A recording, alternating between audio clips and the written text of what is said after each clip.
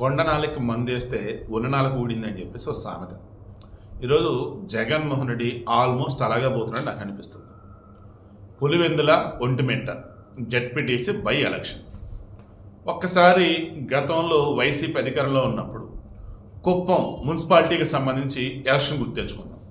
Ganesh gold తాకట్టులో ఉన్న బంగారాన్ని విడిపించి కొనబడును. సంప్రదించండి 9966651144. అసలు వైసీపీ హయాంలో లోకల్ బాడీ ఎలక్షన్స్లో అట్లీస్ట్ నామినేషన్లు అయినా వేరే వారిని వేయించారు. ఇంకా ఎక్కడో వీళ్ళు అడ్డుకోలేవరు అనుకుంటే మాత్రం వేయించారు, కానీ మ్యాక్సిమం నామినేషన్లు కూడా వేయనీయకుండా యునానిమస్ చేసుకుంటా పోయారు. కాబట్టి కుప్పం మున్సిపాలిటీ అసలు ఆ గంపగొత్త మొత్తం వైసీపీకి పడేలాగా వాళ్ళని వీళ్ళని బెదిరించి నానా హడావుడి చేసేసారు. ఈరోజు ఒంటిమిట్ట పులివెందులలో జరుగుతుంది ఏంటి అదే అని చెప్పేసి కొంతమంది అంటారు. ఒకసారి వాళ్ళు క్రాస్ చెక్ చేసుకోవాలి. ఇక్కడ పులివెందులలో 11 నామినేషన్లు పడ్డాయి, ఒంటిమిట్టలో 11 నామినేషన్లు పడ్డాయి. గతంలో వైసీపీ హయాంలో ఎక్కడైనా సరే ఇంత భారీ మొత్తంలో లోకల్ బాడీ ఎలక్షన్స్ నామినేషన్ వచ్చేది మీరే చూసుకోండి. ఈరోజు బై ఎలక్షన్ అంటే నిన్న బై ఎలక్షన్ ఆల్రెడీ అయిపోయింది. ఈరోజు వచ్చి రీపోలింగ్ 2 చోట్ల పులివెందులలో. దానిని అవినాష్ రెడ్డి అతను కానీ జగన్మోహన్ రెడ్డి కానీ మేము బహిష్కరిస్తున్నాం, వైసీపీకి అనుకూలంగా ఉండే వాళ్ళు ఎవరు కూడా వెళ్ళి ఓట్లు వేయొద్దు అన్నారు. అంటే ఏం చెప్తున్నారు వీళ్ళు? ఆల్రెడీ ఇది ఓడిపోయాం, టీడీపీలో మొత్తం కుట్ర చేశారు, 15 చోట్ల రీపోలింగ్ పెట్టాలని మేము కోరితే 2 చోట్ల రీపోలింగ్ పెట్టి ఏదో మమ అనిపిస్తున్నారు, ప్రజాస్వామ్యం కూని చేశారు, అస్సలు మేము ఒప్పుకోము, పెడితే కేంద్ర బలగాలను పట్టుకొచ్చి వారి సంరక్షణలో ఎన్నిక జరపాలి, అది కూడా 15 పోలింగ్ బూతులలో మళ్ళీ రీపోలింగ్ పెట్టాలి, అదర్వైజ్ ఈ ఎన్నిక మేము ఒప్పుకోము, ఇది వచ్చేసి చంద్రబాబు నాయుడు ప్రజాస్వామ్యాన్ని కూని చేశాడని చెప్పేసి వీళ్ళు అంటున్నారు. మరలా అడుగుతున్నా, ఈ జగన్మోహన్ రెడ్డి పరిపాలనలో ప్రజాస్వామ్యాన్ని కూనీ చేసినట్లుగా భారతదేశ చరిత్రలో ఇంకెవరన్నా కూనీ చేశారో మీరే చెప్పండి. బీహార్లో కూడా అంత దారుణంగా లేదురా నాయన, అంత ఘోరంగా చేశారు. నేను ఒప్పుకుంటా, టీడీపీయా వైసీపీయా ఎవరైనా కానీ బెదిరించి ఓట్లు వేయించేది ఏంటి? ఓటర్ స్లిప్లు ఇచ్చేసి తీరా పోలింగ్ బూత్కి వచ్చాక మేము ఓటేసుకుంటే స్లిప్ ఇచ్చి వెళ్ళిపోయి చెప్పి అనటం ఏంటి? అండ్ వేరే వాళ్ళు ఒక పార్టీకి ఫేవర్ అంటే వాళ్ళ గృహంలో ఇంట్లో పెడతాం ఏంటి? ఇలా ఎక్కడ జరిగినా దారుణమే. ఇప్పుడు జరిగినా లేదన్నది నెమ్మదిగా అన్నీ బయటకు వస్తాయి. సో ఇప్పుడు విషయం ఏంటంటే జగన్మోహన్ రెడ్డి ఏమంటున్నాడంటే ఇది ప్రజాస్వామ్యాన్ని కూనీ చేయటం, నేనుగా ఒప్పుకునేది లేదు, ఇది ఒక పరిపాలన ఎట్టయింది, ఇది అట్ట ఓటింగ్ ఎట్టయింది, పోలింగ్ అయ్యింది అని చెప్పేసి అంటున్నాడు. ఇక ఇప్పుడు జగన్మోహన్ రెడ్డి నాకున్న సమాచారం మేరకు, నాకున్న అబ్జర్వేషన్ మేరకు నేను అనుకున్నది ఏంటంటే పులివెందుల ఎమ్మెల్యే సీటుకి రాజీనామా చేస్తారని నాకు అనిపిస్తుంది.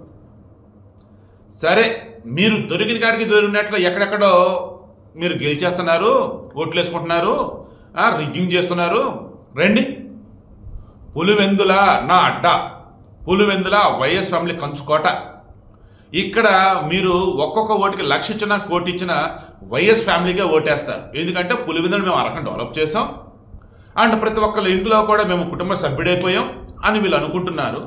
బట్ అక్కడ నుండి జనాలు ఎప్పుడు ఏ అవకాశం వచ్చినా సరే జగన్ను కూడా ఓడించాలని అనుకుంటారని చెప్పేసి మనకు తెలుస్తూ ఉంది. సో అదును చూస్తూ, అంటే అదును కోసం ఎదురు చూస్తుంది టీడీపీ కానీ, జనసేన కానీ, బీజేపీలు కానీ. ఇప్పుడు తెలిసి తెలియకుండా ఇప్పుడు జగన్మోహన్ రెడ్డి వాంటెడ్గా తన వేలుతో తన కన్నే పొడుచుకుపోతుందని నాకు అనిపిస్తుంది. ఆయన కానీ రాష్ట్ర వ్యాప్తంగా ఎక్కడైనా కానీ టీడీపీ కూటమి వాళ్ళు గెలవచ్చు, పులివెందులో గెలవండ్రా నేను బయటకు రాజీనామా చేస్తానని చెప్పేసి ఆయన కనుక అన్నట్టయితే ఇక అక్కడితో ఇక వైసీపీ పని ఖతం. ఎందుకు 600 అయినా ఏదో విధంగా గెలవాలని చెప్పేసి టీడీపీలు ఎఫర్ట్స్ పెడతారు. అప్పుడు పులివెందులలో జగన్మోహన్ రెడ్డి ఓడిపోతే ఇంకా ఆయన రాజకీయ భవితవ్యం ఏంటి అసలు? ఒకసారి మీరు ఆలోచించండి. మీకు చిన్న ఎగ్జాంపుల్ చెప్తా, జగన్మోహన్ రెడ్డి చెప్పిందే చెప్తా. గతంలో నంద్యాల నుంచి 2014లో వైసీపీ గెలిచింది. ఆ తర్వాత భూమా నాగిరెడ్డి చనిపోయిన తర్వాత బై ఎలక్షన్. ఆ మూమెంట్లో వైసీపీ ఆయన చనిపోవడానికి ముందు సంథింగ్ లేదా అక్కడ బై ఎలక్షన్ వచ్చేసి వాళ్ళు రాజీనామా చేసి సంథింగ్ లేదా మొత్తం బై ఎలక్షన్ వచ్చింది అక్కడ. ఆ బై ఎలక్షన్ వచ్చిన మూమెంట్లో వైసీపీ వాళ్ళు ఇది మన సెట్టింగ్ సీటు, మనం గెలవాలన్నారు.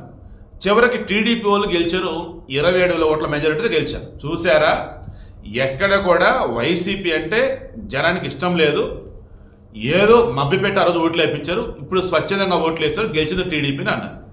అప్పుడు జగన్మోహన్ రెడ్డి అన్నాడు, కొట్టారు తీసుకున్నాం, రేపు మా టైం వచ్చింది మేము చూపిస్తామన్నాడు. 2019 ఎన్నికలలో గెలిచిన తర్వాత నంద్యాలలో 37,000 మెజారిటీ వచ్చింది. దానిని హైలైట్ చేశాడు. చూసారా, ఈరోజు మొత్తం కేంద్ర బలగాల ఆధ్వర్యంలో ఎన్నిక జరిగింది, మేము గెలిచాం. బట్ గతంలో మొత్తం అధికారం ఉన్నటువంటి వాళ్ళు మొత్తం అధికార యంత్రాంగాన్ని మొత్తం కొనేశారు కాబట్టి వాళ్ళు గెలిచారని చెప్పేసి అన్నాడు. ఈవీఎంలే కదా జరిగింది. అదే ఈవీఎంలతో ఆనాడు గెలిచినట్టు వైసీపీ వాళ్ళేమో మేము గెలిచాం చూసారా అన్నారు. అదే ఈవీఎంలతో ఈరోజు కూటమి గెలిస్తే మొత్తం ఈవీఎం ట్యాంపరింగ్ అంటున్నారు. దీన్ని కూడా ఈరోజు హైలైట్ చేస్తూ ఉన్నారు. రేపు పులివెందులో బై ఎలక్షన్ ఒకవేళ జగన్మోహన్ రెడ్డి రాజీనామా చేస్తే పులివెందులో కనుక బై ఎలక్షన్ పెట్టాల్సి వస్తే అక్కడ కూడా ఆబ్వియస్లీ ఈవీఎంలే ఉంటాయి. జగన్మోహన్ రెడ్డి గెలిచాడు అనుకో, చూసారా ప్రజలు మమ్మల్ని గెలిపించారు అంటాడు. ఒకవేళ ఓడిపోయాడు అనుకో, ఈవీఎంలో ట్యాంపరింగ్ చేసిన కొత్త ఉంది అంటాడు. కానీ ఆయన ఓడిపోతే ప్రజలకు అర్థమైపోయింది కదా. చివరికి వాళ్ళ సొంత ఇంటోళ్ళు దట్ మీన్స్ ఆ పులివెందులో కూడా జగన్ వద్దనుకున్నారా, మనకి ఎందుకురా ఇంకా ఆయన అని చెప్పేసి డ్రాప్ అయితే, వైసీపీలోని కీలకమైనటువంటి పార్టీలు మారిపోతే, నాయకులు లేనప్పటికీ పార్టీ కేటరే ఉండిద్దండి. మీరు తెలంగాణనే తీసుకోండి, తెలంగాణలో ఇప్పటికీ టీడీపీకి బలమైన కేటరే ఉండింది. కానీ సరైనటువంటి వాళ్ళు పోటీ చేస్తారు, ఓట్లు వేస్తారు కదా. సరైనటువంటి పోటీ చేయలేకపోవటం వల్ల వీళ్ళు వేరే సైడ్ వెళ్ళిపోతా ఉన్నారు. ఏది రోజు మరలా తెలంగాణలో టీడీపీకి పునర్వైభవం వస్తుంది, తర్వాత ఆ రోజు మిగతా విషయాలు మాట్లాడుతుంది. ఇప్పుడు వచ్చేసేంటి, జగన్మోహన్ రెడ్డి ఏ మాత్రం తొందరపడ్డా కొండ నాలక మందేద్దనుకుంటే ఉన్న నాలకు పోయింది. ఏ రకంగా పులివెందులోకి రాజీనామా చేసి అక్కడ గెలిచి మమ్మల్ని ఎవడేం పీకలేడు, అండ్ మావేవైతే ఉన్నాయో మా మీద ప్రజలకు ఉన్న అభిమానం ఏదైతే దాన్ని మీరు కొనలేరు అని చెప్తా అని చెప్పేసి అనుకొని ఆడ కనుక రాజీనామా చేస్తే ఈజీగా ఓడిచ్చేస్తారు. ఇక అప్పుడు నీకు అసలు ఆయన నుంచి అతిపెద్ద తప్పు అదే అయింది అనుకుంటున్నాను. ఆ తప్పు చేయరని ముందుగానే వైసీపీలకి అలర్ట్ అన్నట్టుగా ఈ వీడియో తీస్తూ ఉన్నాం. జగన్మోహన్ రెడ్డి గారికి ఎవరైనా చెప్పండి, ఎన్నికలు అన్నాక అధికారంలో ఉన్నటువంటి వాళ్ళు ఈ బై ఎలక్షన్స్ కావచ్చు, లోకల్ బై ఎలక్షన్స్ కావచ్చు, ఏం చేస్తారు ఏంటంటే జగన్ బాగా తెలుసు. అదే ఈరోజు టీడీపీ కూడా చేస్తున్నాడు అనుకోవచ్చు. ఇంకో రకంగా చెప్పాలంటే నామినేషన్ల ప్రకారం చూస్తే ఓ రకంగా ప్రజాస్వామ్యబద్ధంగా నామినేషన్లు వేశారు, ప్రచారం చేసుకున్నారు. దాని ఇంకా ఎన్నికలలో అన్నప్పుడు ఓట్లు వేసే వాళ్ళు అన్నప్పుడు వాళ్ళ ఇష్టానుసారం వేస్తారు. ఇక్కడ ఎక్కడైనా రిగ్గింగ్ జరిగిందన్నా, ఓటర్లను బలవంత పెట్టారన్నా, భయపెట్టారన్నా దానికి విజువల్స్ కనుకుంటే పక్క ఆధారం కనుకుంటే మీరు స్టేట్ ఎలక్షన్ కమిషన్ కానీ సెంట్రల్ ఎలక్షన్ కమిషన్ కానీ చెప్పొచ్చు. లేదు ఆ సాక్షిలోనే ప్రచారం చేయొచ్చు. నేను ఏదో చూసా, ఒక మనిషి పచ్చొక్క వేసుకొని ఉన్నాడు, టీషర్ట్ ఏదో డబ్బులు వంచుతూ ఉన్నాడు. సాక్షి వాళ్ళు విషయంలో తెగ వైరల్ చేసి పడేశారు. ఏంద్రని చూస్తే అది కర్ణాటకలో. చూడండి అసలు పచ్చ చొక్కా వేసుకొని ఎక్కడో డబ్బులు పంచుతున్నాడు వాడు టీడీపీ. అది ఎప్పుడు దగ్గర పాత వీడియో, అది కూడా కర్ణాటకలో. వీళ్ళు ఇటువంటి డూప్లికేట్ వీడియోలు, నకిలీ వీడియోలు వైరల్ చేస్తా పోతుంటే జనాలకు ఏమని అర్థమైంది మీరే చెప్పండి. ఫైనల్లీ జగన్మోహన్ రెడ్డి రాజకీయంగా ఇప్పటికీ ఒక పరిపక్వత అన్న వేళ ఉన్నాడో లేదన్నప్పుడు నాకైతే లేడని అనిపిస్తా.